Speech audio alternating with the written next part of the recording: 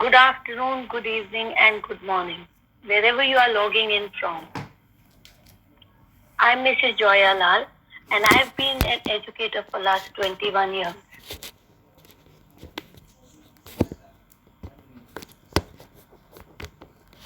And with the transition of my education, I have been able to evolve as an educator right from the chalk and blackboard sessions to now online teaching.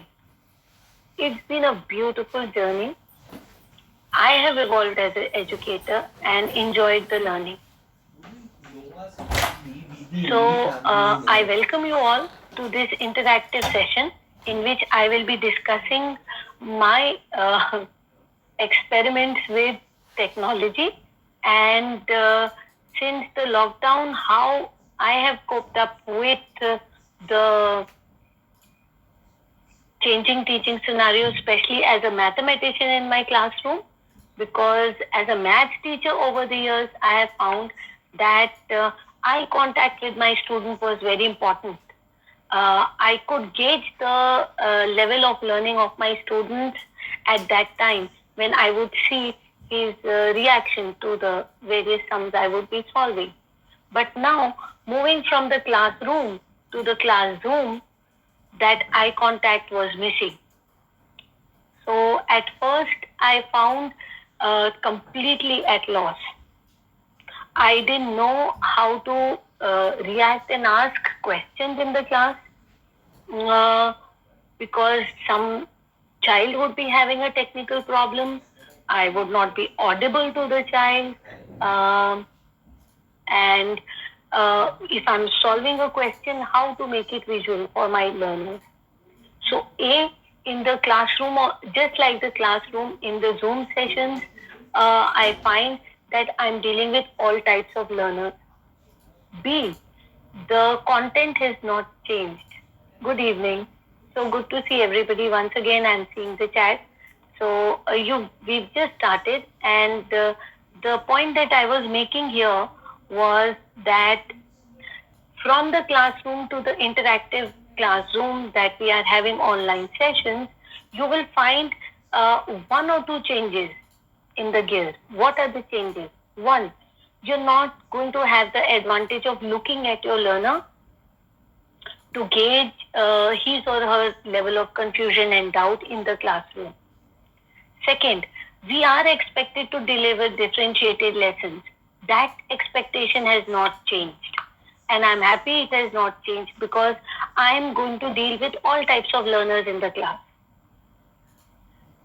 When these two parameters are there, what is changed and what is in my control as an educator, I wanted to share.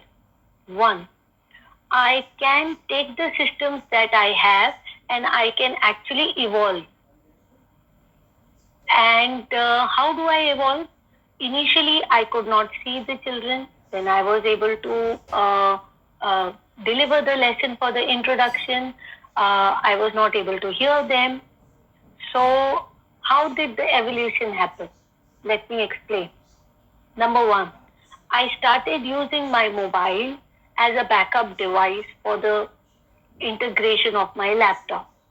Number two, I started using these earphones because then it helped me to block out the other sounds around me, and the microphone of the Bluetooth actually picked up my voice clearer for class discussion.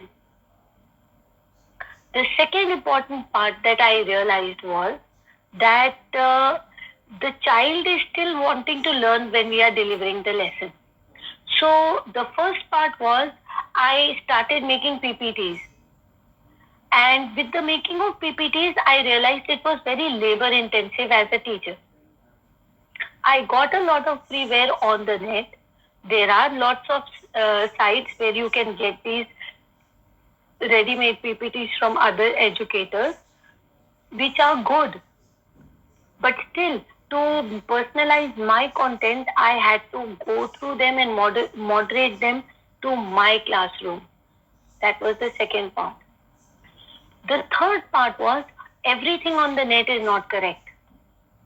We have lots of websites which are authentic and helpful. We have websites which give correct content, but sometimes as an educator, I realize everything is not all that correct. You are the person in command. You are delivering your lesson, whether online or in classroom. So if you are the educator who is dealing and making the content, you should have the freedom of modulating. As a mathematician, I'll just give an example. Uh, I should have the freedom of introducing algebraic identities at a certain point in a lesson, followed by a higher learning or a paper cutting activity which I have prepared. So, if I am playing with the content, then how does technology help me connect with the students better? Previously, it was a pain. My 2 months when I was going through the learning period, it was a pain. There were times when I would actually feel why I am not able to reach my classroom and see my children physically.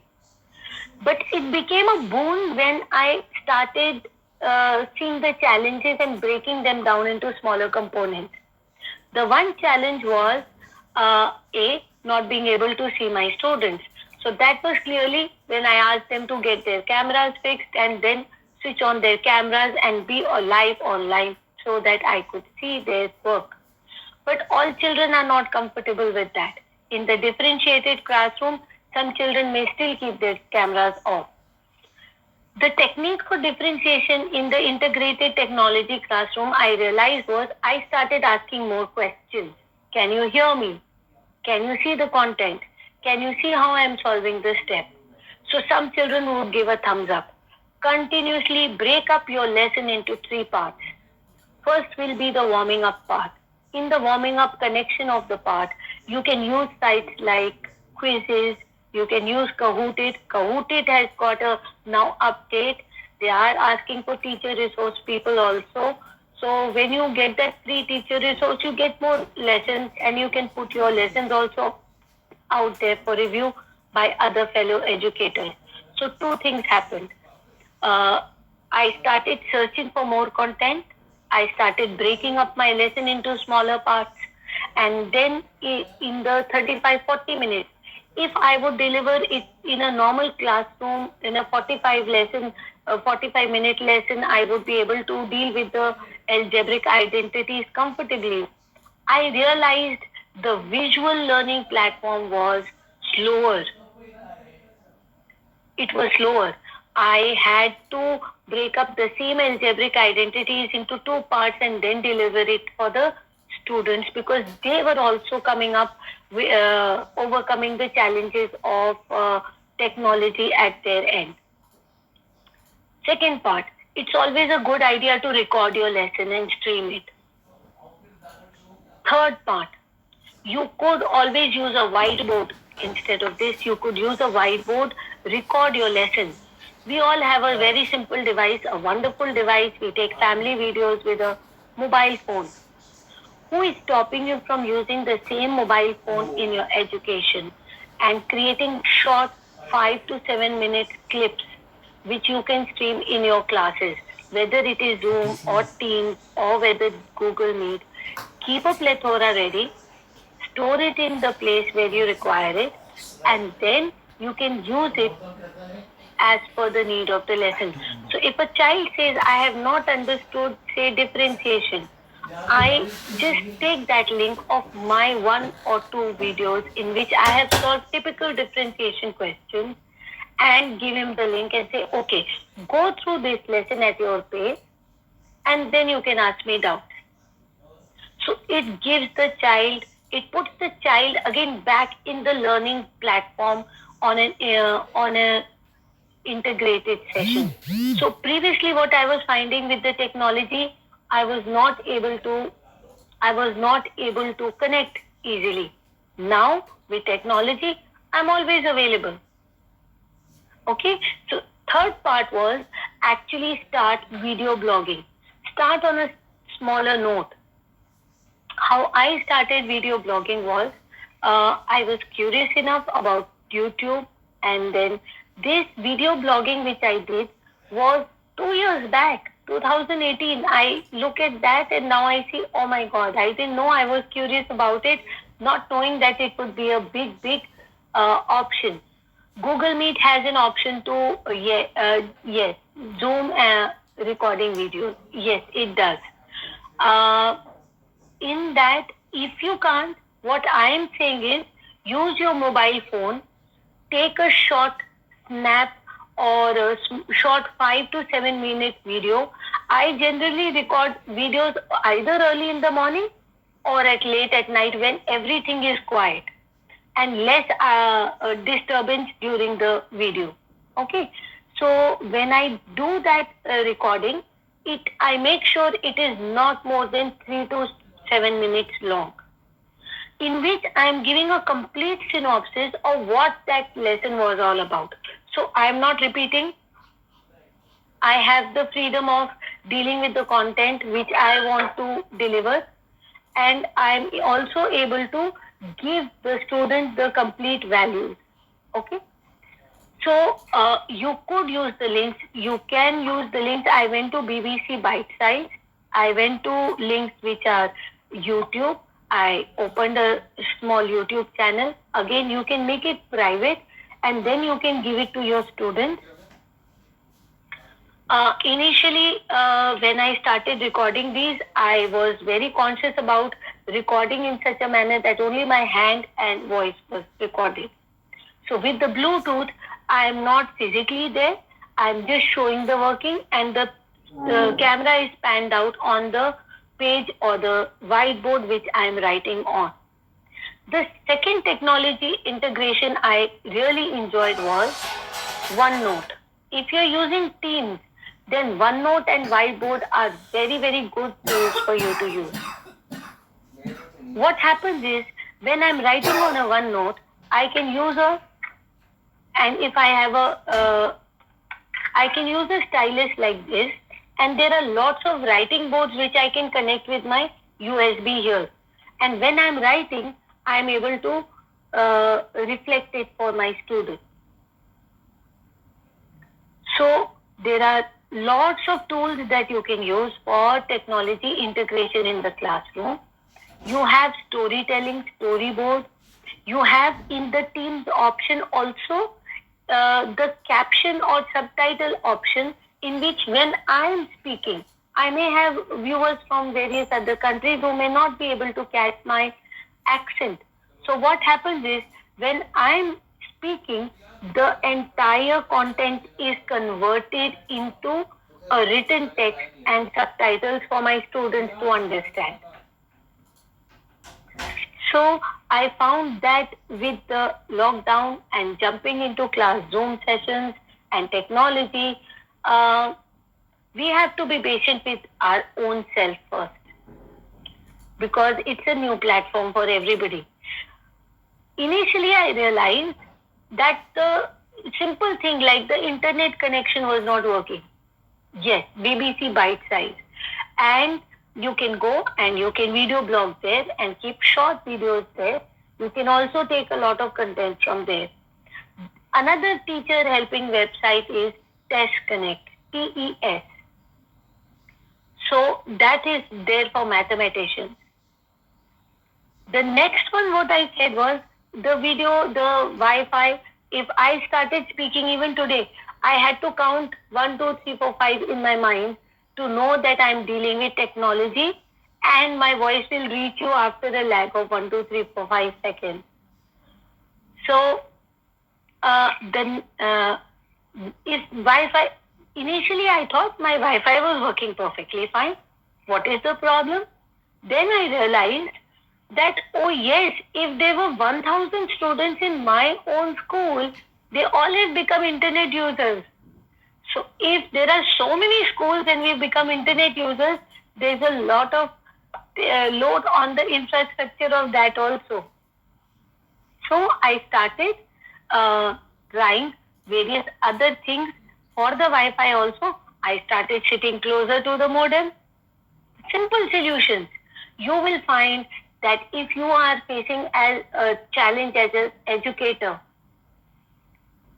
You just need to take a deep breath and see the problem and connect with other educators in the group and be able to find a solution. If you have any doubt or any confusion or any questions, I am ready to take your questions.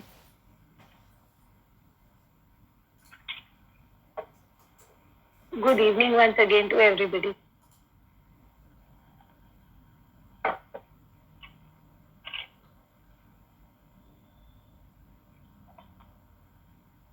Yes, OneNote is very, very helpful. How I realized for OneNote, I was using PDF book. Okay, the PDF version of NCERT, and I was downloading the book. I can insert it as an object in OneNote and then start solving. So you have the insert button there. I can insert images, I can insert files, I can insert PDF on the whiteboard.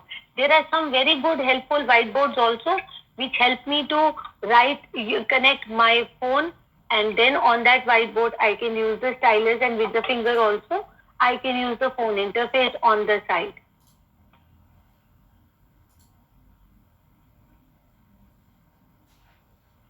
Okay, just like we are going live on the Facebook, you can go. But what I must suggest, Pooja, is first do a recording and see for yourself how your voice modulation, how your background, how your lighting is appearing. Pooja, make a video and put it for your family to see on YouTube first. Okay, you are using Padlet. Very good. Padlet is also a good. There is also a Merimeter, Merimeter. So what does Merimeter do? The Padlet and Merimeter help me in the differentiated instruction during the class to take a vote. I can take an immediate feedback. After the class, on the Padlet, I can ask children to write deeper reflection.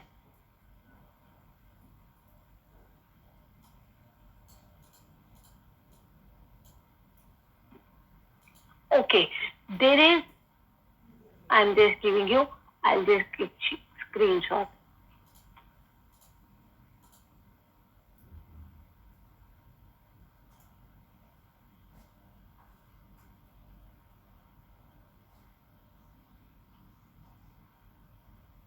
Just give me a minute. DR doors. The whiteboard.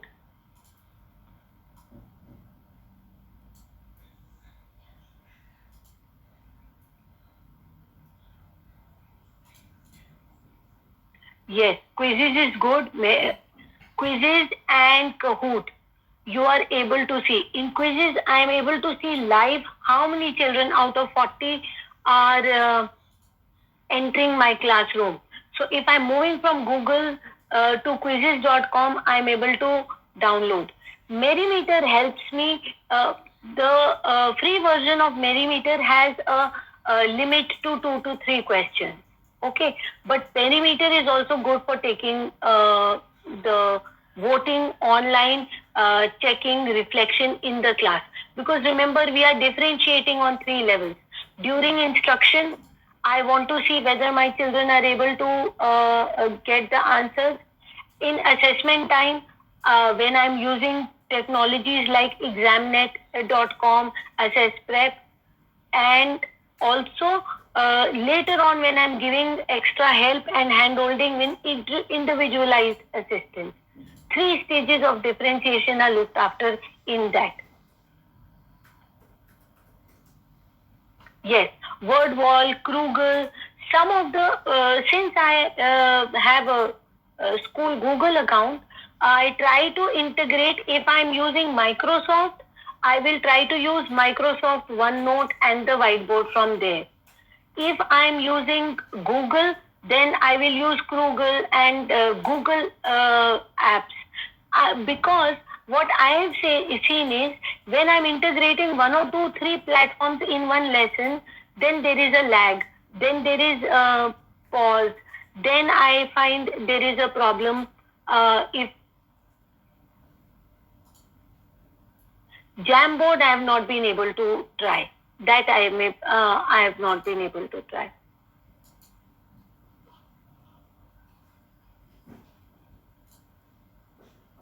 Yes, even in senior classes, I can use these because Desmos as well as GeoGebra, they help me for actually, they are able to see in the GeoGebra the sine and the cos curve. Yes, there are two maths games which I really like. One is quizzes all across. Why? Quizzes is integrated to your Google Classroom, and if I'm taking 10 quizzes for a particular class, in quizzes there is one technical thing that you should know. If you're integrating your quizzes to the Google Classroom, it will ask for parental for small children. Please remember, for primary, for early middle years, be careful because some of the cyber laws don't allow children accounts.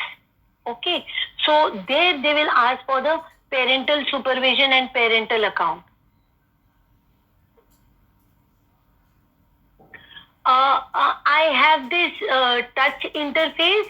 My laptop is touch integrated, so I write on the whiteboard with that. Otherwise, there is a instrument, there is a writing pad which is called a Wacom writing pad, which I got. Now there are lots of sales happening, and businesses are trying to get back on track. So you can wait and watch and get the thing. You just have a USB writing pad, and then you write with the stylus on that.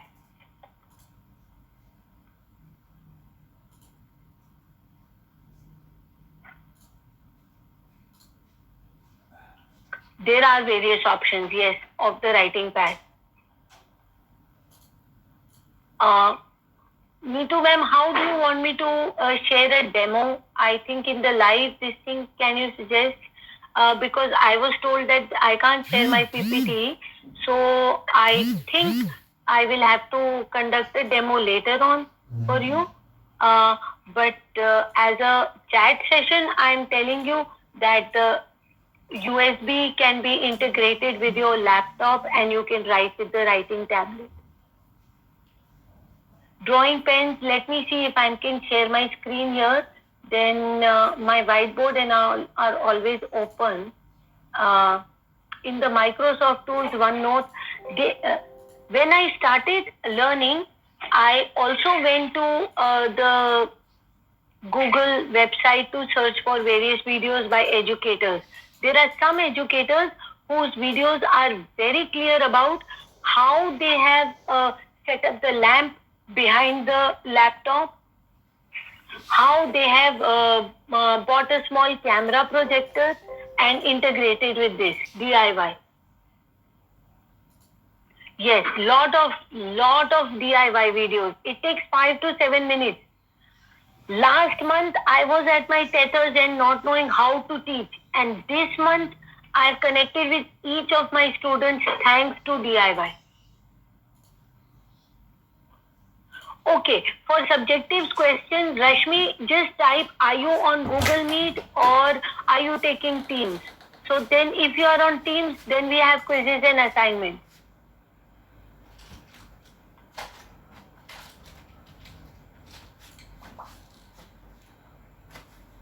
Rashmi, just type which platform do you use to teach, because then we can have the assignments on that.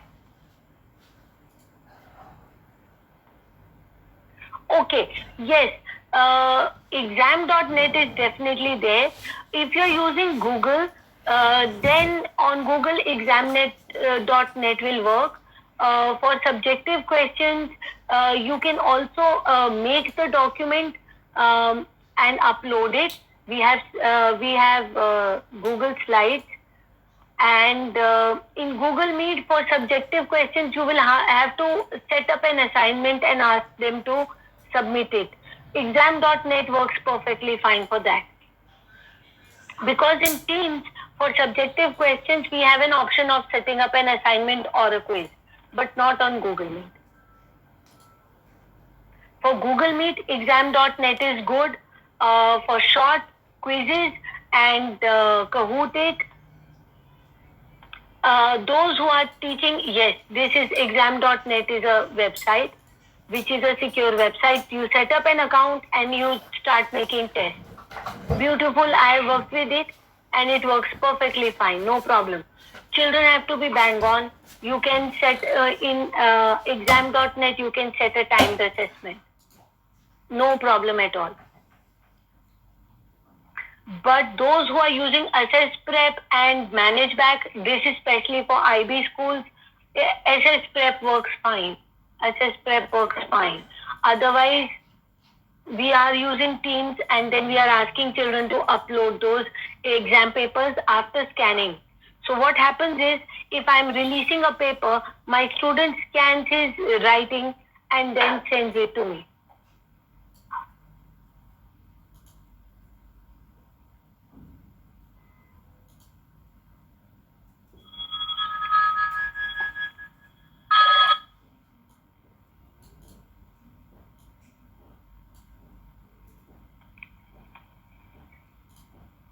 I would be interested in knowing how your journey was and what are the tools you found challenging.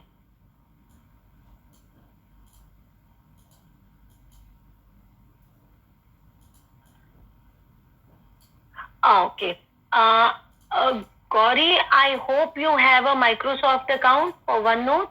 If you don't, it's like opening a Google account and Microsoft integrated OneNote comes. Okay. You can download the OneNote app also from the Google, and this OneNote helps. Why? Because when you are on that, you are able to open OneNote and then you are able to integrate it with your PDF and writing material. Okay. Very good. How is the view board, Sapna? Is it a good interface?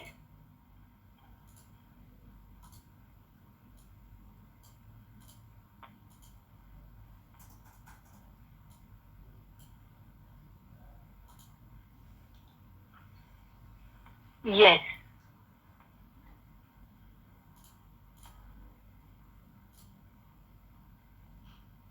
Compass, ruler, all are integrated. In any standard OneNote you will find. Okay. How can I use OneNote? Please, if you are on Teams, go to the app. On Teams, bottom left-hand corner, you will have apps which you can integrate. Just check, open your Teams account on the side and let me know.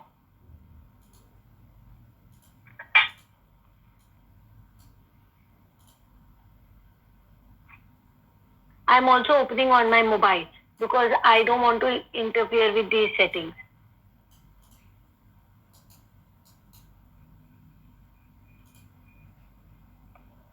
So when you go down on apps, there is a purple color OneNote icon. Open that.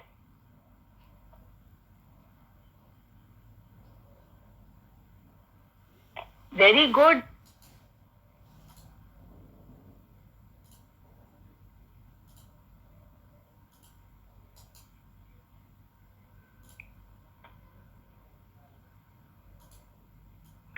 Have you seen apps with the purple color which says OneNote? You open the OneNote. And that OneNote will have lots of categories.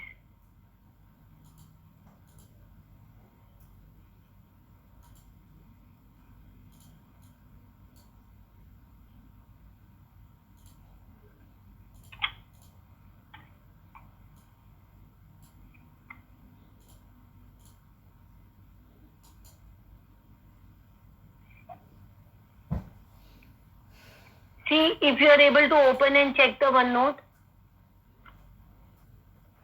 And in those categories, you have class notebooks, shared resources, all the tabs are there. So your students can see the collaborative space. You can type. And in the OneNote, you can also insert a file.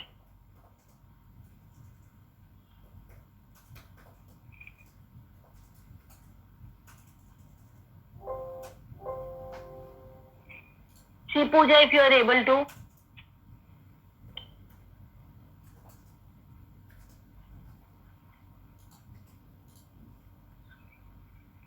For primary years, even Math Buster is a good website. They give questions and the child has to solve and reach. Even MindSpark, MindSparks. MindSparks is also a good app, online website for training students for drill questions.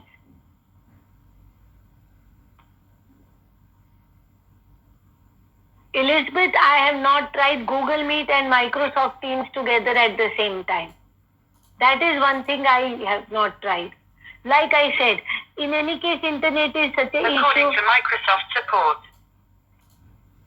Internet bandwidth is such an issue that I want to keep it free for one particular lesson where my children are able to get.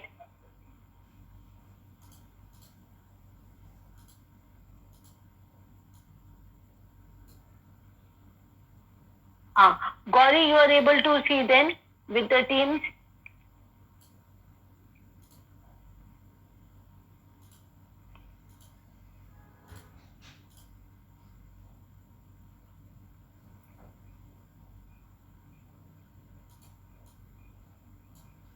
Okay.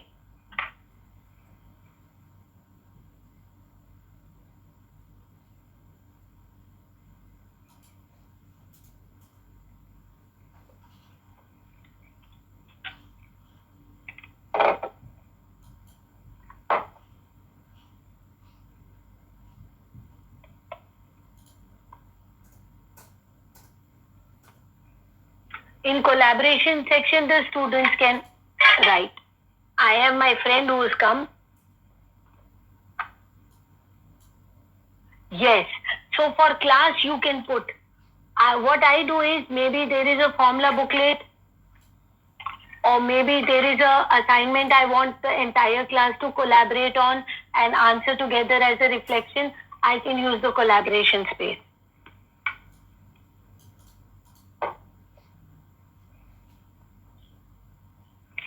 Please excuse my keeping.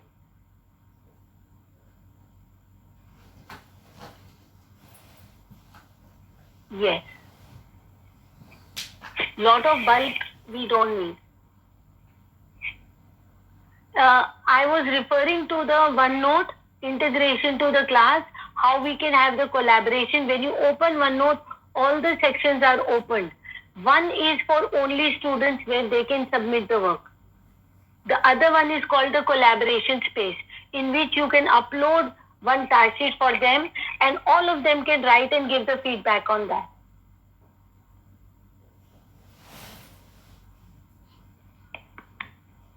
Thank you. I must wind up now and I must thank you once again. Even I have learned one or two apps which I didn't use previously, and I know we are the change. As a group, we are the change. We are going through this transition period and we'll come back as winners. So congratulations to you all and thank you for spending this time.